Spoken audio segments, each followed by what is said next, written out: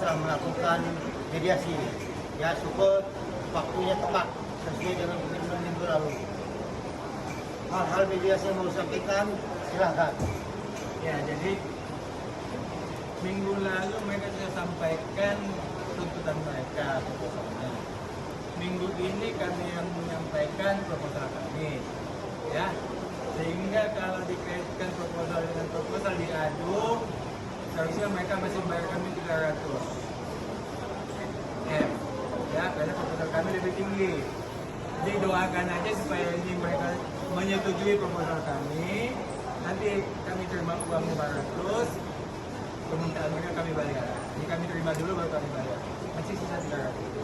Artinya isi proposal tadi termasuk gugatan 504 miliar. 504. Ya, jadi lebih banyak kami 300 M. Jadi kalau memang nanti disetujui oleh kita minggu depan mediatornya akan ketemu dengan kita. Mudah-mudahan kata mediator biasanya kalau dia ketemu kepada prinsipal penggugat biasanya disetujui. Dia bilang begitu, kebiasaan dia begitu. Mudah-mudahan kebiasaan dia itu berjalan, 500 yang kita minta itu disetujui. Harapan kami begitu, kami doakan supaya dia berhasil. Baik, begini, sebenarnya mediasi ini menanggapi proposal daripada pihak penggugat minggu lalu. Kami menanggapi minggu ini seperti apa yang telah kami sampaikan minggu lalu. Ini bocoran kami sampaikan dari hasil kita bersama.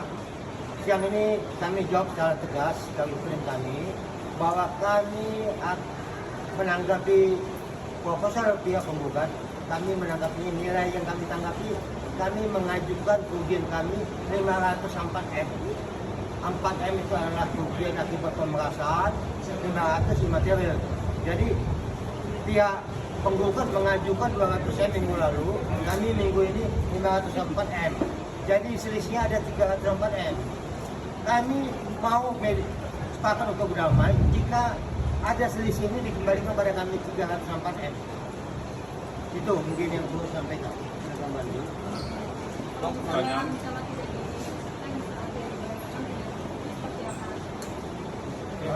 Kalau tidak dibayarkan ya tidak akan mediasi. Jadi lanjut ke sidang perkara pokoknya. Berarti penentuannya minggu depan ya Pak? Ya, di minggu depan. Ya, tunggu hasil fokusnya. Mediatornya mau ketemu dengan kita. Dia bilang biasanya dia berhasil. Ya, biasanya berhasil. Nanti kita lihat. Kalau berhasil berarti kita dapat 500. Bang, pertimbangannya 500 M untuk kerugian material itu apa aja Bang? Yang mencakup mencapai 500 M? Jadi begini, setelah kasus pemerasan ini, Dr. Reja kan konsentrasinya jadi pecah. Ya. Sangat sedikit dia konsentrasi kepada bisnisnya. Dia konsentrasi ke kasus ini. Ya. Nah, jadi di total semua lah, itu total semua lah. Nah, kredibilitasnya juga kan jatuh. Ya, itu yang selalu di hakim pidana kemarin, sidang pidana kan kredibilitas yang dibahas ya.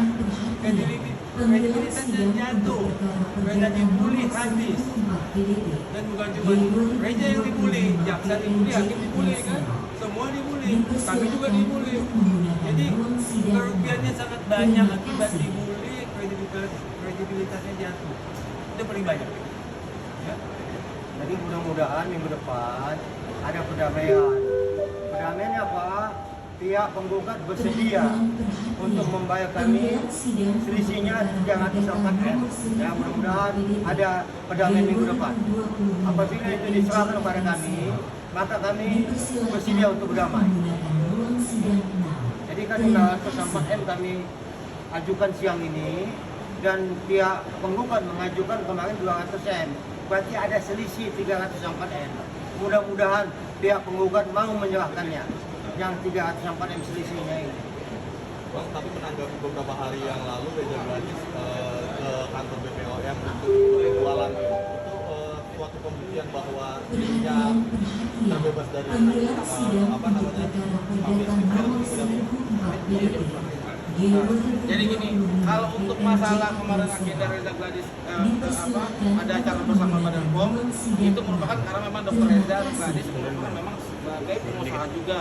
Selain dia sebagai dokter, dia sebagai pengusaha. Tetapi untuk membuktikan bahwa Reza Gladys itu bahwa produknya tidak kenapa-napa ya bukan karena kemarin aja ada cara kemarin di dalam putusan pertimbangan hukum kemarin itu fakta di pertimbangan fakta hukum ya bahwa memang Dr. Reza Gladys terkait produk-produk yang selama ini dibahas oleh Nikita Mirzani di dalam persidangan itu merupakan produk yang sudah tidak dijual semenjak bulan April 2024.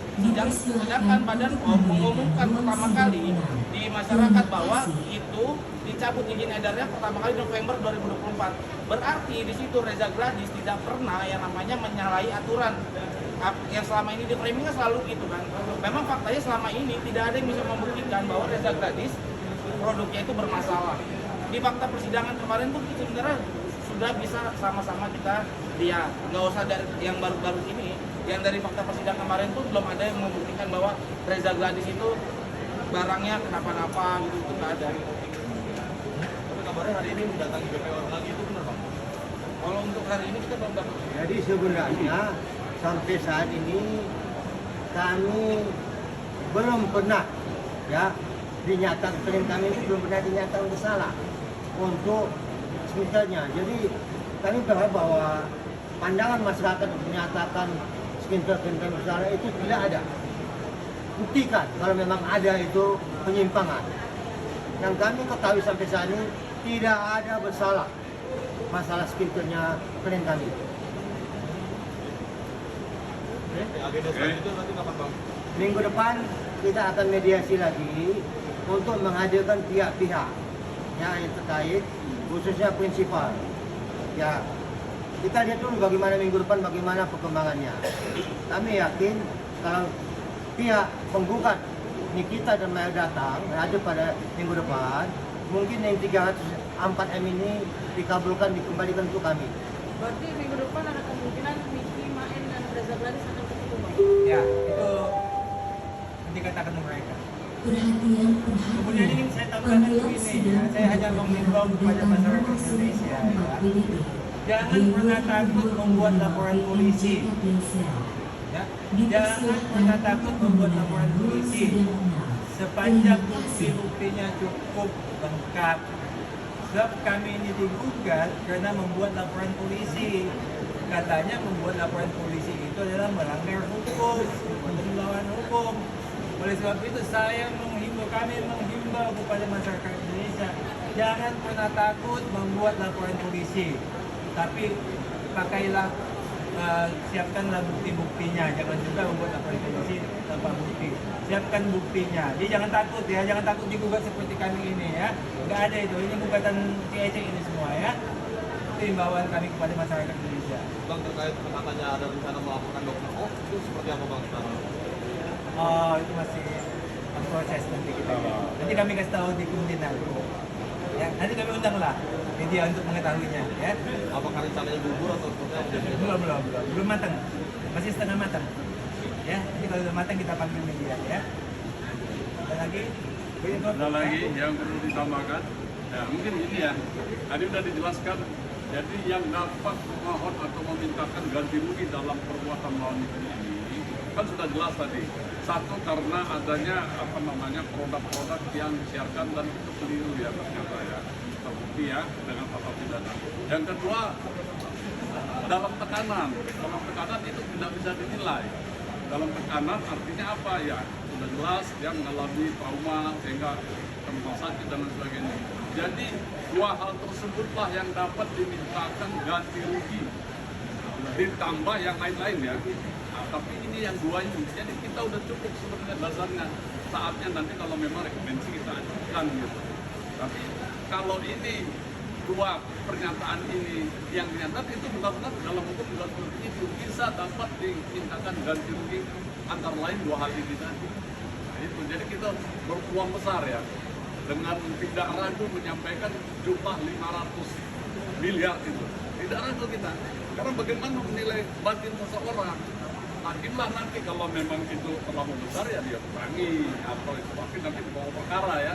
Nah, apakah ketemu nanti dalam mediasi ini yang mudah-mudahan dijalankan bersama dengan catatan seperti tadi membayar dulu 200, nah kalau kita 500 kita dibayar kita ke 500, kita kembalikan 200, 300 lah yang dua unsur yang dapat dikatakan ganti rugi dalam melawan perbuatan melawan hukum itu saja. Oke. Terima kasih, Bang.